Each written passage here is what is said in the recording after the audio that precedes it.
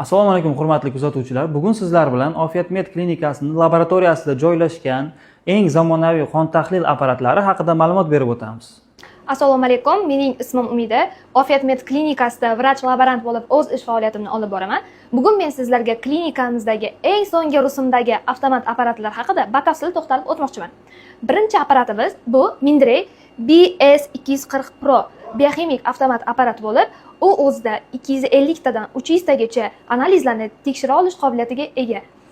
Va bu apparatimizning afzalliklariga to'xtaladigan bo'lsak, bu apparatimiz aniq va tez natija beradi va 1 soatda bemorlarimiz har bir natijani javobini olishlari mumkin. Ikkinchi apparatimiz esa iFlash 1200 XL apparati hisoblanadi.